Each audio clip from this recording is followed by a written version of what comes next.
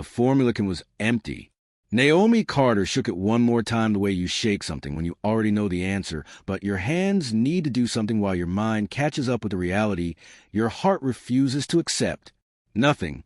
She sat on the kitchen counter of her one-room apartment in South Atlanta, where the overhead bulb had been flickering for 5 days because she couldn't afford a new one, and where the radiator made a sound every night like it was trying to tell her something it didn't have the words for.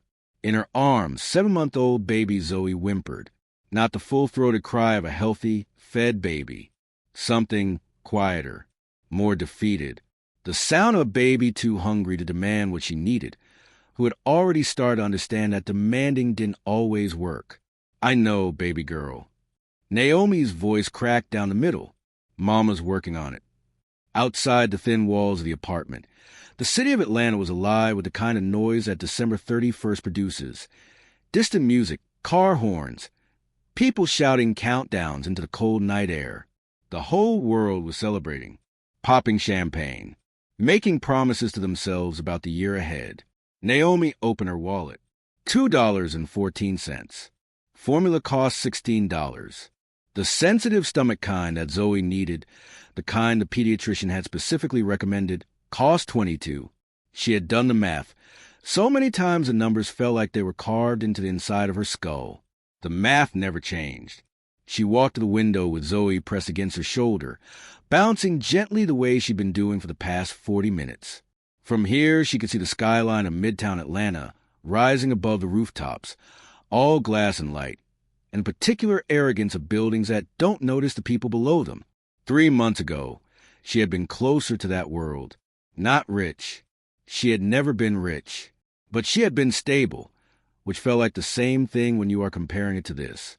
She had been a senior financial analyst at Creston and Boyd, a mid-sized investment firm on Peachtree Street. She had a salary, benefits, her name on an office door, a retirement account she had been adding to since she was 24.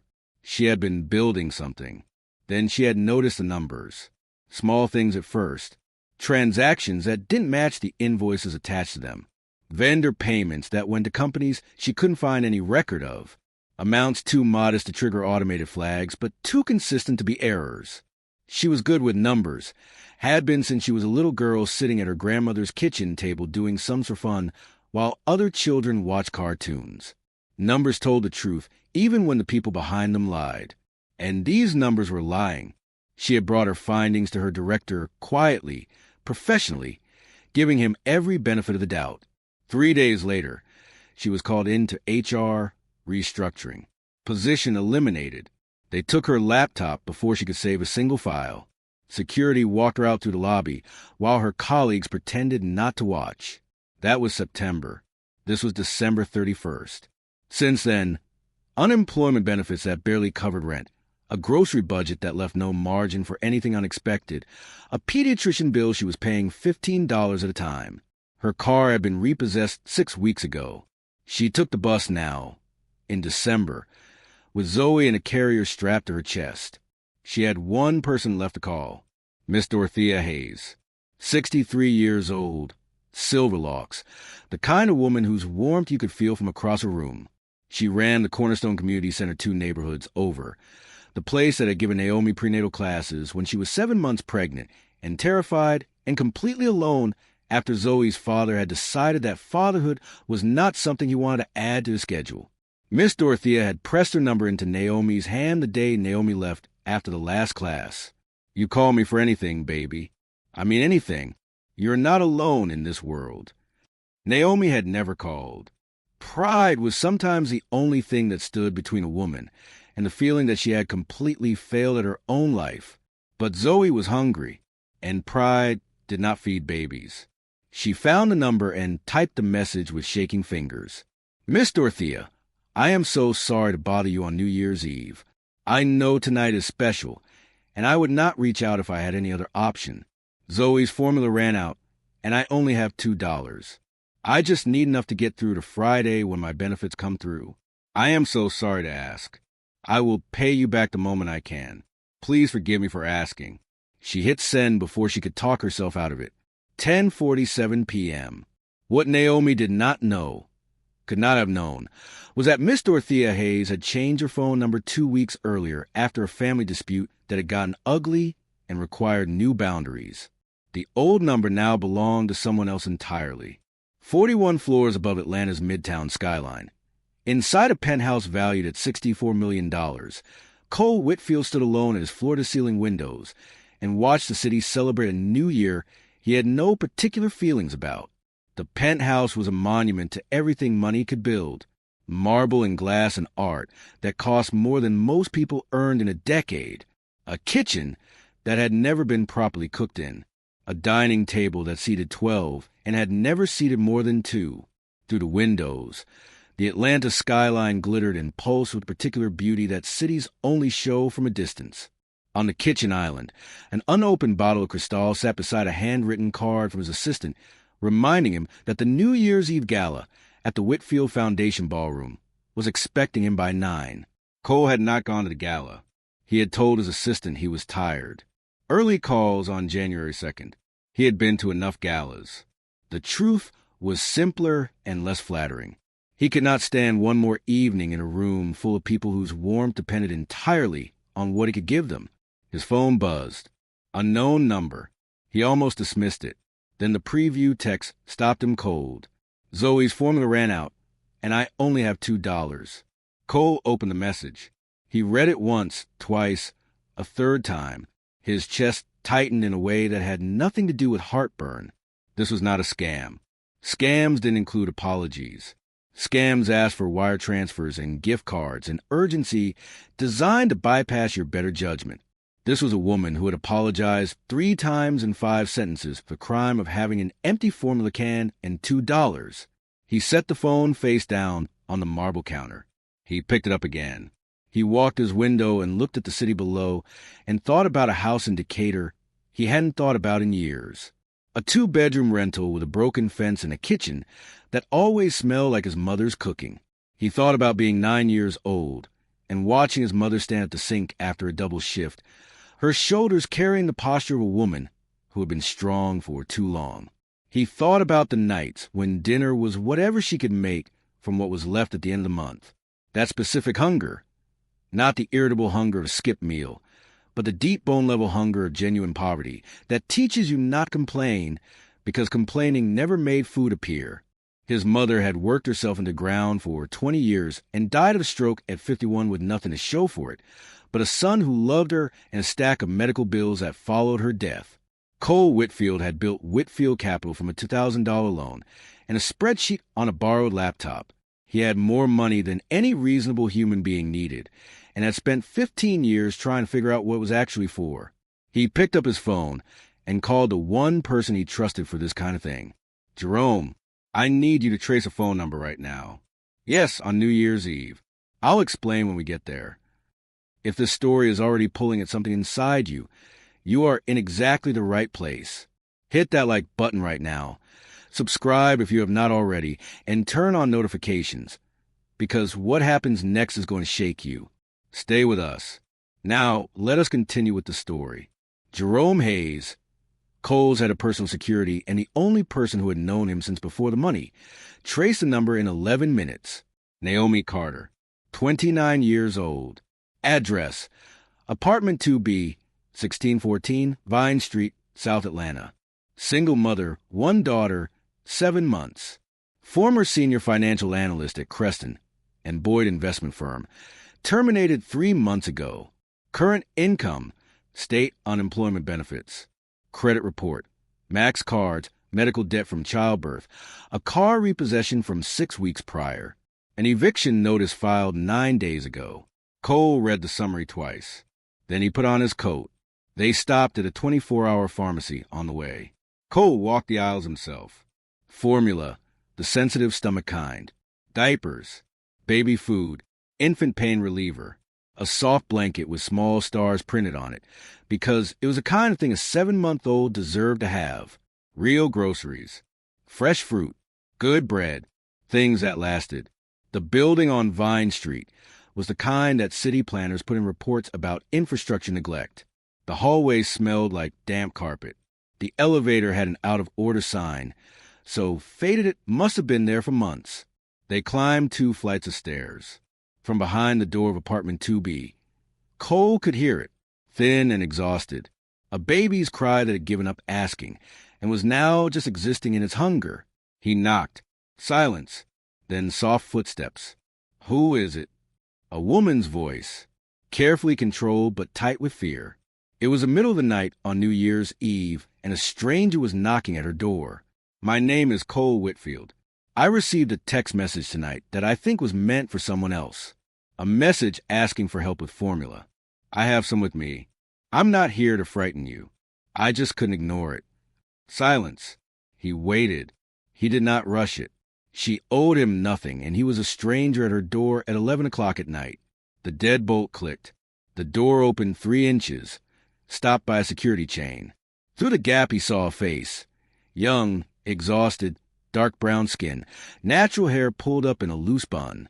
She was wearing an oversized gray sweatshirt and holding a baby pressed against her shoulder, one hand patting the child's back with the automatic rhythm of a mother who had been doing it for hours. The baby had her mother's eyes, wide and dark and taking in everything. "You trace my number." Her voice was flat. Not a question. An assessment. "Yes, I know how that sounds." It sounded like a violation. But she didn't close the door. "I know. You're right. I couldn't just send money to a stranger's number without knowing whether it was real. I needed to know you were safe." He held up the bags. Formula, the sensitive stomach kind, and some groceries. No strings on any of it. She looked at the bags, then at him, then at the bags again. "You're Cole Whitfield," she said quietly. "The Cole Whitfield. Whitfield Capital." "Yes." She stared at him for a long moment. "This is either the kindest thing a stranger has ever done, or the beginning of something I'm going to regret." "I hope it's the first one," Cole said. "But I understand why you're not sure." The chain rattled. The door opened. The apartment was small and honest about it. A sofa that had seen better years. A crib against a far wall. A single window letting in a strip of city light. A kitchen counter where an empty formula can sat like a monument to the night's crisis. Everything was clean, meticulously clean. The cleanliness of a woman who controlled what she could control when everything else was outside her reach. "She hasn't eaten in 4 hours," Naomi said. It cost her something to say it. He could hear it. "Then let's fix that first," Cole said, and set the bags on the counter. He didn't intrude beyond what was needed. He set out the formula, found a clean bottle in the dish rack, and stepped back. Naomi prepared it quickly, efficiently. When she put the bottle to Zoe's lips and the baby began to drink, those tiny urgent gulps of the child finally getting what she needed, Naomi closed her eyes for exactly 3 seconds. Cole looked away, giving her the privacy of that moment. When the clock turned midnight, fireworks cracked somewhere above the city. Neither of them mentioned it. "You came here yourself," Naomi said eventually. "You didn't send someone. You came." "I sent someone with me. Jerome's in the car. But yes, I came." "Why?" He considered the question the way it deserved to be considered. "My mother raised me alone. She worked 3 jobs for most of my childhood, and it still wasn't enough. She died before I had enough money to change her life. I swore that if I was ever in a position to help someone the way no one helped her, I would not hesitate." He paused. "Tonight the need came directly to me. It felt wrong to look away. I wasn't careless with my money," Naomi said. "I want you to know that. I worked hard. I had savings. I had a plan." "What happened?" She told him. The discrepancies at Creston and Boyd. The vendor irregularities. The casual professional way she had raised the question with her director. The absolute certainty with which she had been removed from the building 3 days later. Cole went very still. "Creston and Boyd," he said. "You know them?" "I know them. They manage accounts for several organizations I'm connected with, including a charitable foundation." He paused. "The Whitfield Foundation. We fund community programs across Georgia, including a network of community resource centers." "What kind of community resource centers?" "The kind that offer support to single mothers and low-income families." He met her eyes. "Including a center in your neighborhood. The Cornerstone Community Center." The room went quiet in a way that had nothing to do with the hour. "That's who I was trying to text tonight," Naomi whispered. "The number I had for Miss Dorothea was old. I was trying to reach the director of the Center of Your Foundation funds, and instead I reached you." Cole sat down slowly in the chair across from her. "That is not a coincidence," he said. "No," Naomi said. "It really isn't." Cole came back the next morning. He brought coffee, the good kind, from the place on Peachtree that cost more than her breakfast usually did. He handed her one without making it a gesture. "I want to make something clear before we talk about anything else," he said. "The things I brought last night, the formula, the groceries, those were not payments. They were not investments. They come with no conditions, no expectations, and no strings. If you never want to see me again after this conversation, you are under no obligation to reconsider." Naomi wrapped both hands around the coffee cup. "You rehearsed that." "Slightly," he admitted. Something almost like a smile moved across her face, the first one he had seen. She let him in. He told her what his team had found overnight. A quiet preliminary review of the financial flows between Creston and Boyd and the Whitfield Foundation. Nothing official yet, nothing conclusive. But the records were too clean. Manufactured clean. The kind of clean that meant someone had been very careful for a very long time. "I need someone I can trust to look at the numbers," Cole said. "Not someone from my existing team. The people I would normally use have been inside Creston and Boyd's orbit long enough that I can't be certain they're not compromised." He looked at her directly. "You found something once, without being asked, without any support, just because the numbers told you the truth and you were honest enough to listen to them. I need that." Naomi looked at Zoe in her bouncy seat, pumping her small legs at nothing in particular, delighted by her own existence in the way that babies are. "Last time I followed the numbers," Naomi said, "I ended up with a $2 wallet and an empty formula can." "Last time you were alone," Cole said. "This time you wouldn't be." She asked the salary. It was 3 times what Creston and Boyd had paid her. She asked about benefits. Full coverage. She asked about Zoe. He told her about the child care center 2 blocks from Whitfield Capital, fully subsidized for employees, rated among the best in the city. "And if I find what you think is there," she asked, "what happens to me? Last time I lost everything." "Last time you were alone," Cole said again. "I have a legal team that has handled things considerably more complicated than this. You will be protected." "You can't guarantee that." "I can guarantee that I will not stop until it's true." Naomi was quiet for a long time. She thought about the Cornerstone Community Center, about Miss Dorothea, about all the women who cycled through those doors needing exactly what she had once needed, and the money that was supposed to reach them being quietly redirected by someone who thought poverty was someone else's problem to solve. She thought about her grandmother, who had done something at the kitchen table and told her that numbers always told the truth if you knew how to ask them the right questions. "When do I start?" Naomi said. The first thing Naomi noticed about Whitfield Capital was how much it looked like Creston and Boyd. Same glass and chrome. Same carefully curated artwork. Same open plan floors where people in expensive clothes solved expensive problems.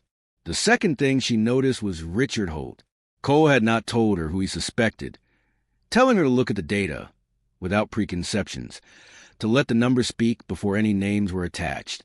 But Naomi had spent years in finance, and she knew that in any institutional corruption, you start by asking one question: who has access to everything? Richard Holt, chief operating officer of Whitfield Capital, had been with Cole since nearly the beginning.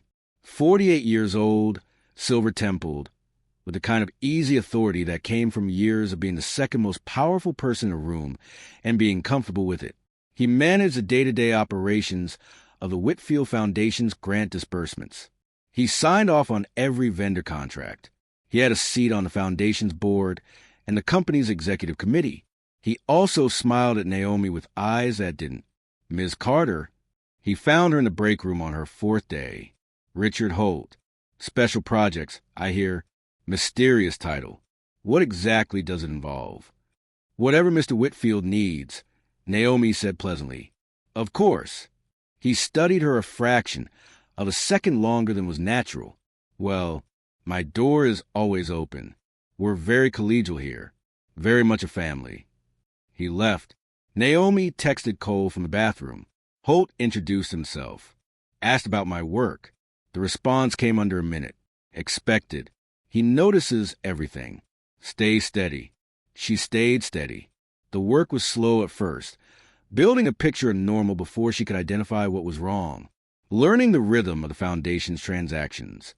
The usual vendors, the typical amounts, the seasonal patterns in charitable disbursements.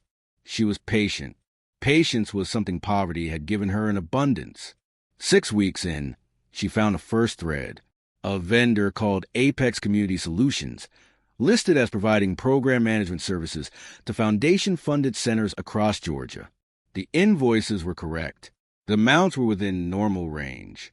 The approval signatures were all in order.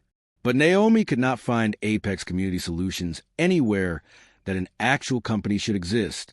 No website, no registered agents, no physical address that resolved to a real location.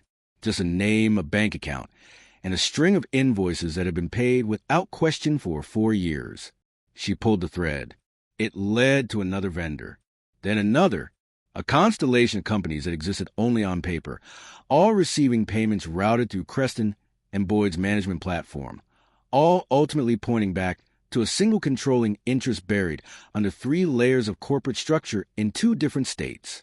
She brought the findings to Cole after hours, spreading printouts across his desk in the quiet of the empty executive floor. Cole studied them for a long time. "Richard," he said, "not a question. Every authorization leads back to him." Naomi said, "The shell companies trace to entities that share registered agents with his personal holdings. The timing of the payments correlates with his travel schedule. And," she paused, "these transaction structures. I saw almost identical ones at Creston and Boyd. Different company. Same architecture. Same fingerprints." Cole set the papers down carefully. "How long?" "At least 4 years. Possibly 6. "How much?" "Between $9 and $12 million. The silence that followed was a specific silence of a man absorbing a betrayal by someone he had trusted with the machinery of his life. "Richard came to me when I had nothing," Cole said quietly. "He was my first hire. He believed in this company when the only thing I had to offer was the idea of it." "I'm sorry," Naomi said. "Don't be." He looked up. His jaw was set. "We need a witness. Someone who was inside Creston and Boyd when this started. When I worked at Creston and Boyd, there was a junior analyst named Paul Reeves. He tried to warn me the week before I was fired. Just a look, a word, nothing I could act on at the time. But I think he knew. I think he'd been sitting on it." "Find him," Cole said, carefully. The office door opened. Richard Holt stood in the doorway. His expression was perfectly pleasant. His eyes moved from Naomi to the papers on the desk and back to Cole. "Burning the midnight oil," he said warmly. "I saw the light on. Everything all right. Quarterly Foundation review," Cole said without missing a beat. "Naomi has a talent for finding inefficiencies. So I've heard." Holt's eyes settled on Naomi. "Don't stay too late, you two. Nothing here is worth losing sleep over." He paused. "Naomi, let's find time for a chat this week." He left. Neither of them spoke until the elevator had closed. He saw the papers. Naomi said, "He saw enough." Cole said, "We move faster." 3 days later, Holt cornered her alone. She had stayed late to cross-reference a second set of vendor records, and the floor had emptied out, and she was reaching for a coat when his reflection appeared in her darkened monitor screen. "I was hoping to catch you," he said. He pulled a chair close and sat in it the way powerful men sit in spaces that belong to other people, like the space has always been theirs. "I'll be direct with you, Naomi. I respect directness." "I appreciate that," she said, her voice level. "You're smart, and you've been through a difficult year. A job loss, a baby, instability. I imagine stability feels very important to you right now." "It does," she said carefully. "Then let me offer you some advice, colleague to colleague." He leaned forward slightly. "Cole is a good man. Brilliant. but he can be impulsive. He brings in people outside the normal process. A slight pause let her understand that she was the people he meant, and sometimes those situations create unnecessary turbulence for everyone involved. "I'm not sure what you're suggesting," Naomi said. "I'm suggesting that a young woman in your position, with a child to think about, should be very careful about which battle she chooses. Some questions, once asked, change things permanently, and not always for the person who thinks they're asking from a position of safety." He stood, smiled. "Get some rest. You look tired." He walked out. Naomi sat very still for 30 seconds. Then she opened her phone and sent Cole a voice memo describing every word of the conversation while it was still fresh. Her hand was shaking slightly, not from fear, from a particular combination of anger and adrenaline that comes from being threatened politely by someone who has calculated that you won't fight back. He had calculated wrong. Cole called within minutes. His voice was controlled and furious in the way that very disciplined people are furious. All the energy pushed inward, none of it wasted. "He just told us everything we needed to know. Innocent people don't threaten witnesses. We move the whole plan forward. Paul Reeves, have you found him?" "I have," Naomi said. He agreed to meet. He's been waiting for someone to ask. Somewhere between the spreadsheets and the late nights and the shared weight of something that mattered, Naomi and Cole began to know each other. It happened the way real things happen, sideways, without announcement, in the margins of conversations that were ostensibly about other things. He told her about his mother one evening when the city had gone dark outside the office windows, and they were the only people left on the floor. Her name had been Grace. She had come from a small town in Mississippi at 22 with $40 and an absolute refusal to go back. She had raised Cole in Decatur, working whatever jobs were available, keeping their apartment clean and their refrigerator as full as she could manage, telling him every night that he was going to be something, not because the world owed it to him, but because he was going to take it. "She never saw any of this," Cole said, looking around the office. "She died before the company was 2 years old." "She knew," Naomi said quietly. He looked at her. "The way you show up for people," Naomi said. "The way you came to my door that night without hesitating. That didn't come from nowhere. That came from her. She built that into you. She just didn't get to see it reflected back in a building with your name on it." Cole was quiet for a moment. "You're the first person who has ever said that to me." "It's true," Naomi said. "Numbers aren't the only things that tell the truth." On a Tuesday in February, Zoe got sick, a fever that came on fast, the kind that makes a mother's whole body go electric with alarm. Naomi sent a message to cancel their evening session, short and apologetic.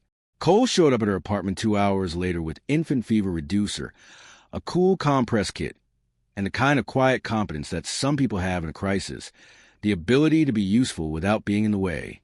"You didn't have to come," Naomi said. "I know," he said, already in the kitchen running cool water. "Where do you need me?" They sat up with Zoe until the fever broke, trading off so the other could rest in the intervals. At some point past midnight, in the low lamplight of the small apartment, Cole held Zoe while she slept and Naomi watched him from across the room and felt something shift beneath her sternum. Slow and seismic and impossible to pretend was nothing. She turned away before he could see it on her face. But she knew. The meeting was called for a Friday morning. Cole's conference room on the executive floor. Floor-to-ceiling windows overlooking Atlanta in winter gray. Present, Cole, Naomi, Richard Holt, and the Whitfield Foundation's chief legal officer, Sandra Park, who had spent 20 years as a federal prosecutor and had the eyes of someone who had heard every version of every lie, and Paul Reeves, who arrived last, carrying a briefcase and the specific posture of someone who had been carrying something heavy for a very long time and had finally decided to put it down. Naomi presented her findings. 22 minutes. Clean, precise, unemotional in a way that the most devastating evidence is always unemotional. Because it doesn't need emotion, because the facts are enough. The shell companies and their registration trails. The vendor payments and their destinations. The transaction architecture that matched what she had seen at Creston and Boyd. The authorizations, all in Richard Holt's name. Holt's expression went through several careful adjustments before settling on amused patience. "This is an impressive presentation," he said when she finished. "But what you have here is circumstantial. Patterns that could be coincidence. The interpretation of a disgruntled former employee who lost her job and has constructed a narrative to explain it. The patterns aren't coincidental," Naomi said. "The shell companies trace to entities you control. Your signatures are on every authorization. And the transaction structures are identical to what I documented at Creston and Boyd before I was terminated for asking questions." Holt switched angles. "I've known Cole for 12 years. I helped build this company from a 2-room office in Buckhead. My word against the analysis of someone who has been here less than 3 months and has a personal relationship with the owner that raises obvious questions about objectivity." Cole stood. His voice was quiet, completely steady. "Richard, 12 years ago you believed in something I was building. I trusted you with everything. With the finances of a foundation that exists specifically to help people who have nothing. And you stole from them. From the women at the Cornerstone Center. From the families we built this to serve." He paused. "I trusted the wrong person. That is on me. What happens next is on you." Holt's composure fractured slightly. "You'd take her word. A stranger you found because of a wrong number. Over 12 years of partnership?" "Paul," Sandra Park said. Paul Reeves opened his briefcase. His hands were trembling, but his voice was not. "I kept copies of everything. Every transaction I was asked to process and then delete. Every instruction that came from Holt's counterpart at Creston and Boyd. I have kept them for 4 years, waiting for the right moment." He looked at Holt directly. "Hello, Richard." The color drained from Holt's face. "I've been recording this meeting since it began," Sandra Park said. "All participants were informed of documentation protocols at entry. You have just confessed to orchestrating financial fraud across 2 organizations in front of witnesses and on record." Holt stood abruptly, made for the door. Security was waiting. He turned at the threshold. His eyes found Naomi. In them she saw the full weight of a man who had calculated every angle and missed one. The one where a single mother with $2 and a hungry baby texted a wrong number on New Year's Eve, and everything he'd built on other people's suffering began to unravel. "You have no idea what you started," he said. "I have some idea," Naomi said quietly. The door closed behind him and the officers who came with it. Naomi sat in the silence that followed and breathed for what felt like the first time in months. The investigation that followed pulled threads that went further than anyone had anticipated. Holt's network extended beyond Whitfield Capital and Creston, and Boyd into 3 other investment firms and a state-level contracting office. The story broke in the business press on a Wednesday and dominated the financial news cycle for 2 weeks. Naomi was interviewed by federal investigators, by the foundation's board, by the legal team handling the civil recovery. She told the same story every time with the same quiet precision, because the truth is always easy to tell than a lie. It doesn't require maintenance. Marcus Webb, the director who had called her into HR at Creston and Boyd, was among those implicated. He had known. He had been paid to know and to keep his door closed. The Whitfield Foundation began the process of recovering the diverted funds. Sandra Park estimated they would recover $8 of the $9 million. 6 weeks after Holt's arrest, Cole called Naomi into his office.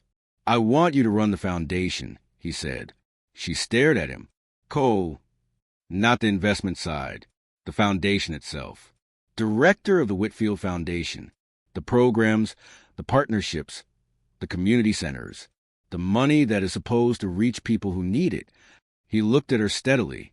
"You understand what that money is for. Not in theory. Actually, you know what it means when it arrives and what it costs when it doesn't." Naomi thought about the Cornerstone Community Center, about Miss Dorothea pressing her number into her hand and saying you are not alone, about Zoe in the carrier on a December bus, small and trusting against Naomi's chest. "The Cornerstone Center," she said. "I want to start there. I want to make sure they have everything they need." "Done," Cole said. "And I want a seat at the table for every major grant decision. Not advisory. Actual authority." "That's the job," Cole said. She took it. 1 year later, December 31st. Naomi stood in the kitchen of an apartment that was not the apartment on Vine Street, in a building that had functioning light bulbs and an elevator that worked and heat that came on without being negotiated with.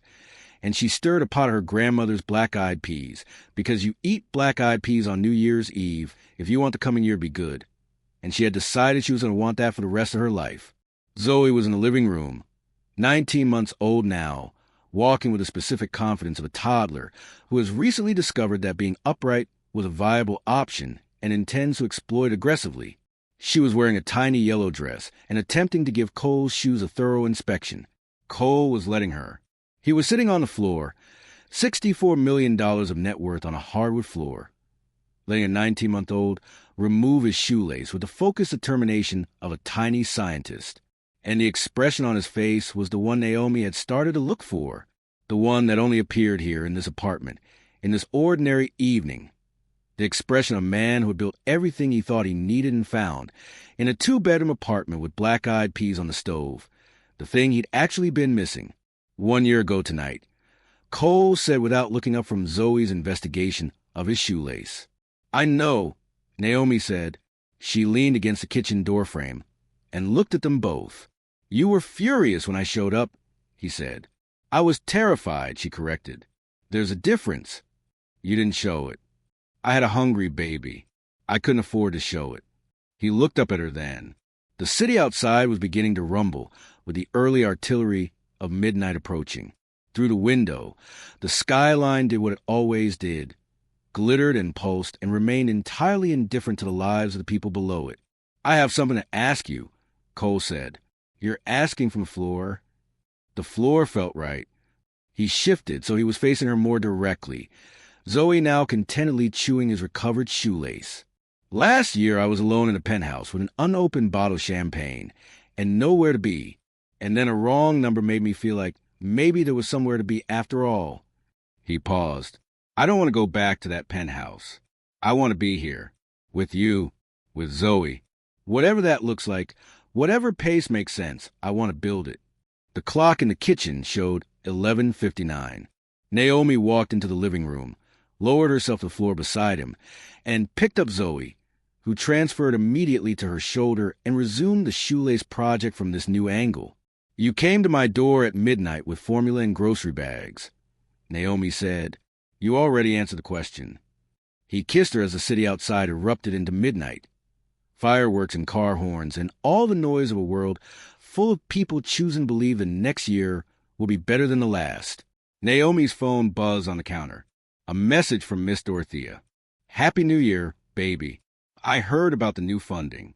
The center is going to reach twice as many families this year. Thank you for making sure the money got where it was supposed to go. I always knew you were going to be something important." Naomi typed back with one hand, Zoe warm and solid in the other arm. "Thank you, Miss Dorothea. I had help from the right direction." She set the phone down and looked at Cole, who was watching her with the expression of someone who was found, after a long and unlikely journey, exactly where they're supposed to be. Outside, the city glittered. Inside, the black-eyed peas were almost ready. And somewhere in the arithmetic of fate, in the $2 wallet and the wrong number and the midnight knock on a South Atlanta door, something had been calculated that no spreadsheet could have predicted, that the people who show up for strangers are usually the ones who needed someone to show up for them first, that the numbers always tell the truth, if you are brave enough to read them, and that sometimes the call meant for someone else is actually meant exactly for you. Thank you for staying until the very end. If this story moved you, if it reminded you that kindness can arrive from unexpected directions and change the entire direction of a life, please hit that like button, subscribe to this channel, and share this with someone who needs to believe that their wrong number might still reach the right person. New stories every week. Real emotion, real truth, real people finding their way home. We will see you in the next one.